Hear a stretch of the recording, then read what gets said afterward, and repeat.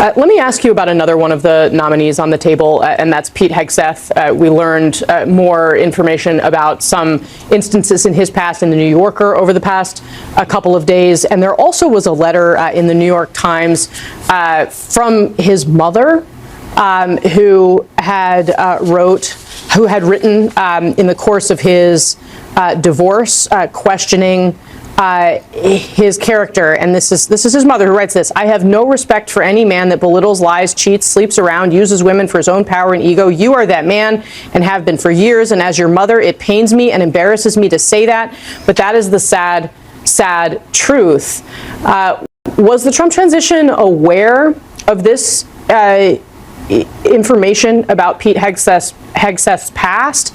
And are there any concerns inside the transition about it? Well, so when it comes to Pete Hegseth, there aren't any concerns, and we feel very good about his positioning for being confirmed by the Senate. Now, we have to take the process very seriously. This is one of the rare times where you're going to hear me say that the process when it comes to this is very important, and that's because the Senate takes it so serious to go and have the one-on-one meetings, to have these confirmation hearings, to give senators the chance to kick the tires and get some of these questions answered on their own. Now, with regard to Pete, family conversations sometimes are very tough.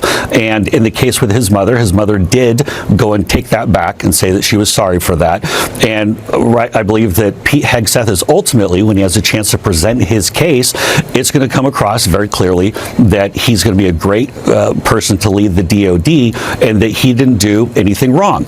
Now, again, the letter of the New Yorker, or the whatever they called it, the New Yorker with their piece that they ran, that was basically just innuendo and gossip. There wasn't anything. It was a report from the top of the Concerned Veterans of America, the organization that he led, that he was later shown the door of because of allegations of financial mismanagement, in addition to some of the more personal allegations. But we need to be clear here. Again, when I say it was innuendo and gossip, it was written by a disgruntled former employee. And so again, this was not some legal finding or something in the court of law. This was a former employee who was very much. It was extensive. It was an extensive actual report that it was used to remove him from his post. It was not a single allegation or anonymous employee who was upset. Again, I would take issue with the characterization of that. I would say that this, again, was a disgruntled former employee full of innuendo and gossip. And Pete Hegseth, again, let's talk about Pete Hegseth's bio for a moment.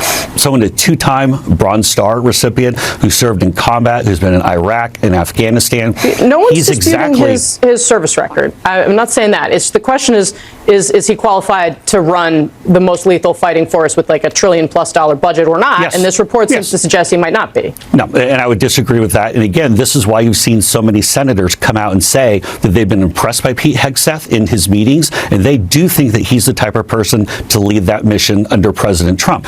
And I want to go one other thing. Pete Hegseth is someone who's been shot at in combat. That's exactly the type of person that we want leading the DOD before any commitment is made to put our troops in harm's way.